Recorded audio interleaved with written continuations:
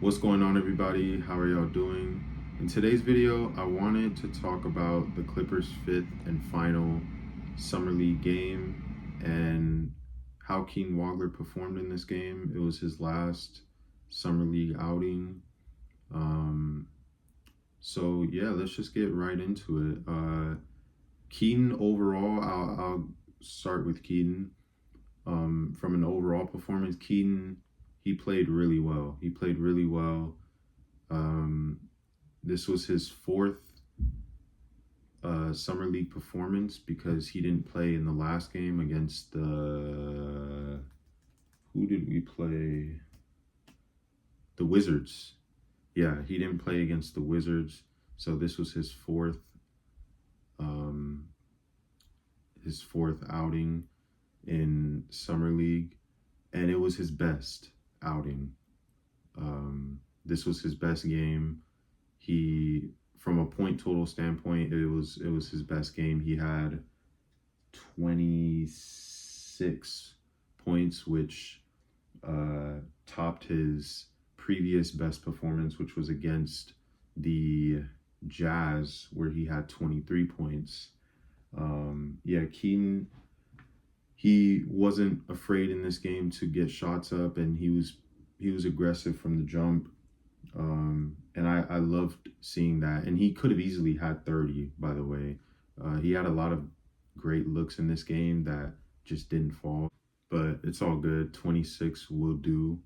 9 for 19 from the field, 2 for 7 from three, 4 rebounds, 2 assists, 4 turnovers. Yeah, a great game from Keaton. I loved what I saw from him. Um, the shot making was there, tough shots, um, getting to the basket. That was something that he was getting to the basket and finishing at the rim.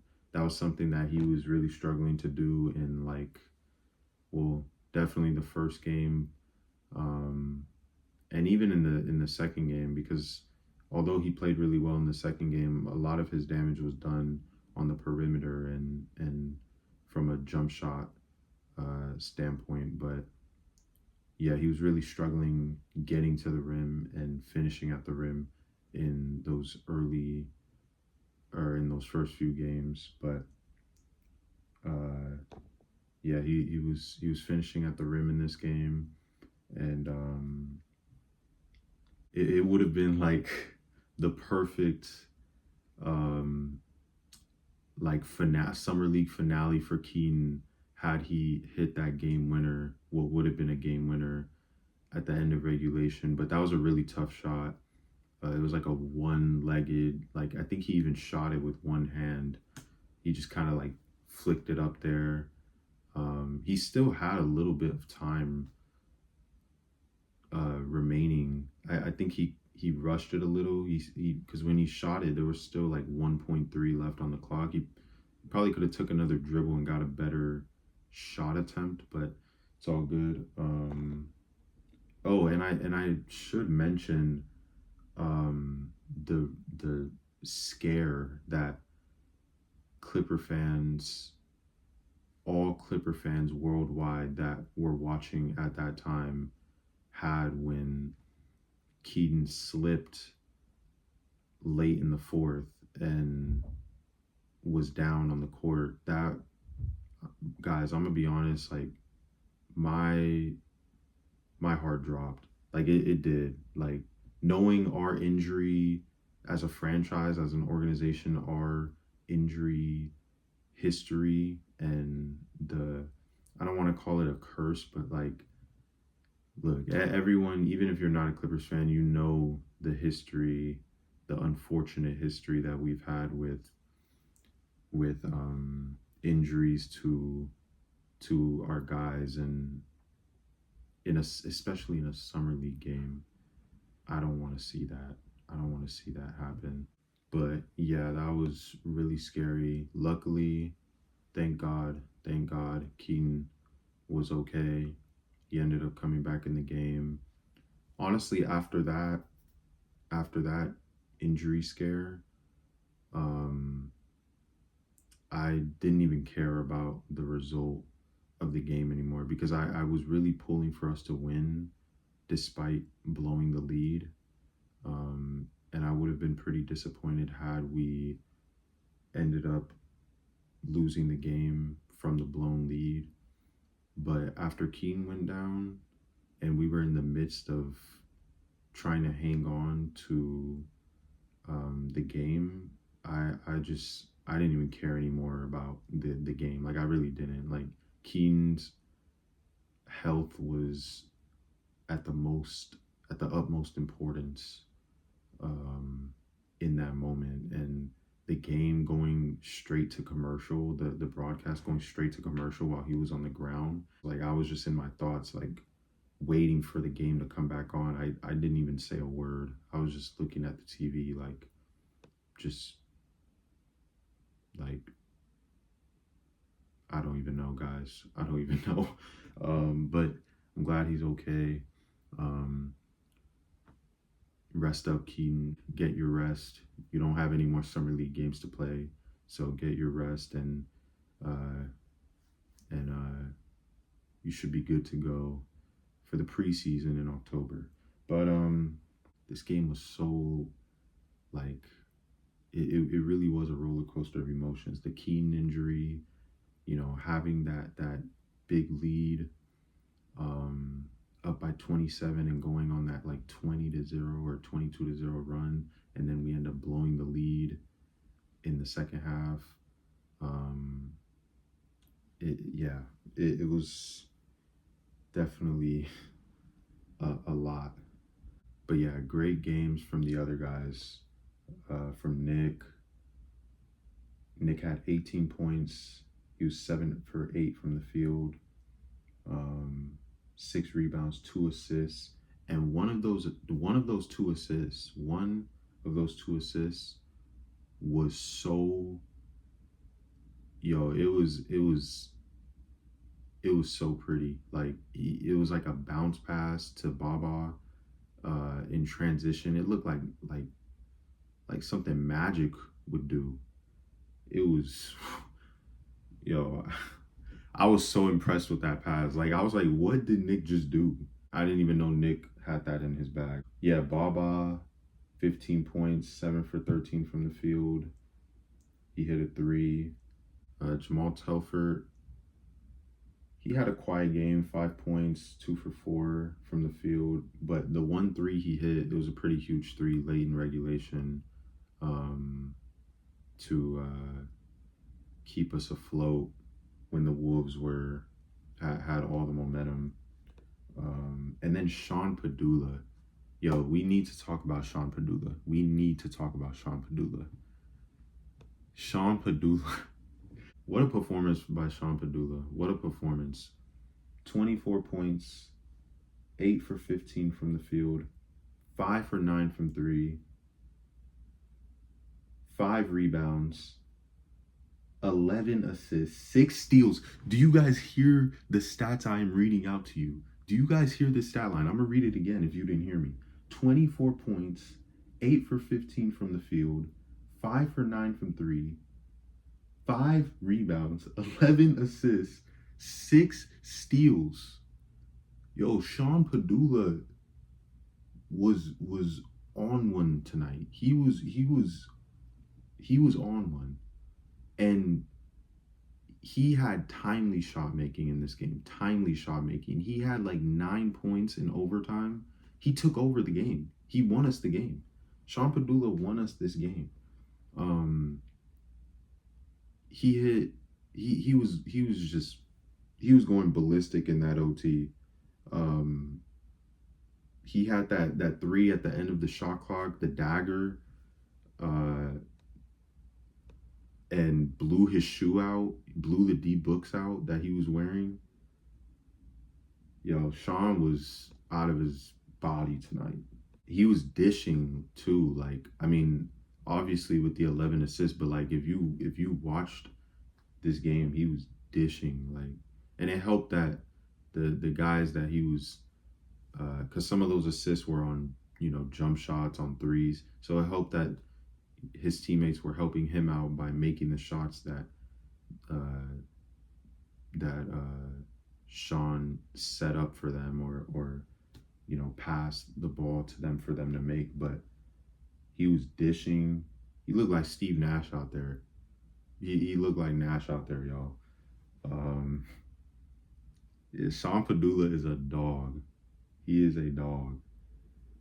He really reminds me of Colin Gillespie. He like when I would watch him in garbage time last season, Colin Gillespie always came to mind when I would watch him play for us. And I don't know if he would ever have a real spot and a long time spot in our rotation in the regular season. But I would just love to have him on the team because I feel like he's a guy that like you wouldn't want another team to sign him because then he'll end up being huge for them, and you never utilized him to his fullest potential, or you never like gave him enough of a chance, and then he's balling out for a different team. Like, I don't know if Colin Gillespie started his career in Phoenix. I'm not exactly sure, but yeah, I mean, there's a lot of examples of players like that, like Julian Champagny on the Spurs. He was huge for them this past postseason, really all season, but especially in the postseason. Julian Champagny was huge for the Spurs. He started his career with Philly, and I don't want to dog on Philly and throw these random strays at Philly, but I'm gonna have to mention another guy that started his career with Philly, Isaiah Joe, and he ended up being huge for the Thunder. He hit huge shots in the postseason of their championship season. So, Sean Pedulla, he's a guy that we might regret like not keeping him if he goes elsewhere, gets signed elsewhere, and then balls out for that team. Norchad, I want to mention Norchad. Norchad, my Nicaraguan brother. My Nicaraguan brother. Yo, Norchad, he gave us great minutes off the bench in the first half. He had 20 points, 8 for 10 from the field, 15 rebounds. He almost had a 2020 game. Yeah, he gave us great minutes, great activity in the first half. He hit 2 threes, 2 for 2 from 3. So showing the range, showing he can stretch the floor. And it's always great to see Norchad ball out and give the Clips great minutes because, he's the first Nicaraguan in NBA history. I'm half Nicaraguan. And I just love Norchad Omier. I do. I'm biased because of my blood, but I love Norchad Omier. I do. He did have some annoying offensive fouls when he was setting screens in the second half, which was giving the Wolves even more momentum when they were coming back. But it's okay because we still ended up hanging on and winning. And he was so great in that first half. He was allowed to make a mistake or two in that second half.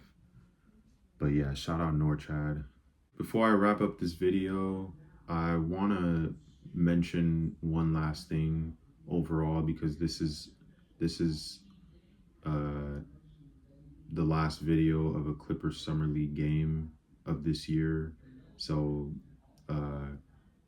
I want to mention this as like a reminder and a recap of Summer League overall as an experience, at least as a viewing experience. With these videos that I've been uploading and the editing that I've been doing, rewatching these games to pull clips to put in my videos, and I've been in the past week or so, really since Summer League began, or since the Clippers first Summer League game in Vegas, I've been watching a lot of film back and a lot of these plays back So I've been watching a lot of Summer League. And I say all that to say, Summer League is honestly just a glorified version of Rico Hines UCLA basketball runs in the summer.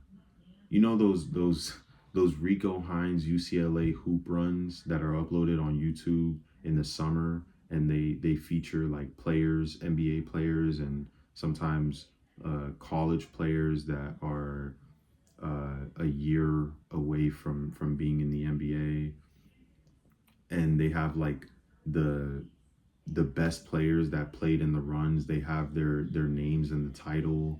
And like I remember a few years ago, Russ, when he was still on the Thunder, he was in one of those. And you know, as a basketball fan, and as an NBA consumer, when you're starving for any sort of new NBA/basketball content, you watch those in the summer on YouTube because there's no NBA basketball. And the pace and the style at which these guys play in the summer league is nothing of what you would see in the NBA regular season. So I just want to put that out there because I know when we're starving and when we're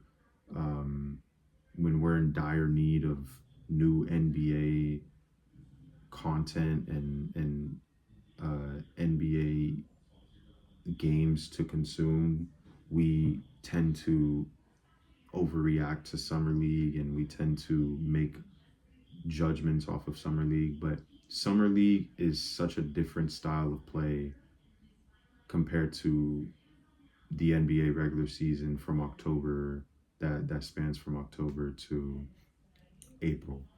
Like it's totally different. Um, and it really does just feel like hoop runs. Like it feels like the hoop runs you'll find on YouTube.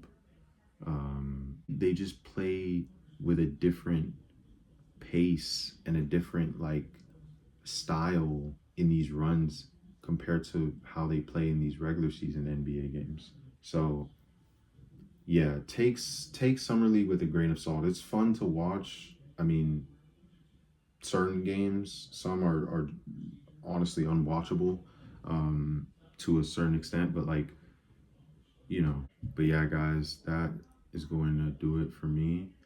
Um, Thank you for watching. If you got to this point, I hope you enjoyed this video. I hope you've enjoyed my past videos yapping about the Clippers Summer League games, or the Devonta versus Peterson game.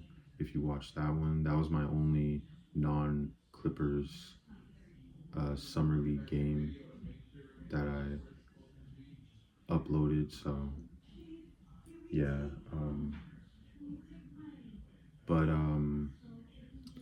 yeah, going forward, now that the Clippers Vegas Summer League experience is over, um, videos or uploads will start to slow down. I'm gonna be honest, they're gonna slow down, because once the Summer League is officially wrapped up after the championship game on Sunday, we're not going to have any NBA basketball from then until preseason, which is until October.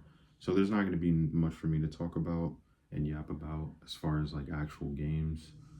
But I will likely make a video about my thoughts on the Clippers free agency once it's officially wrapped up, and you know, we pretty much know how the roster will look going into the regular season, because there's still trades to happen, moves to be made. We still might get Payne Watson. Hey, I would love that. But that's a talk for another time. I might make a video on my thoughts on wherever LeBron goes. Whenever he makes that decision, he's taking forever. So time is ticking, Braun. Yeah, but yeah, I'll probably make a video on that whenever he decides to announce that, or you know, whenever that gets announced. So yeah, but again, appreciate you guys watching, and I will see y'all in the next one. A good comeback. We should have stayed focused more, but yeah, I wanted to come back and make sure we got the win, and then overtime, my boy took over.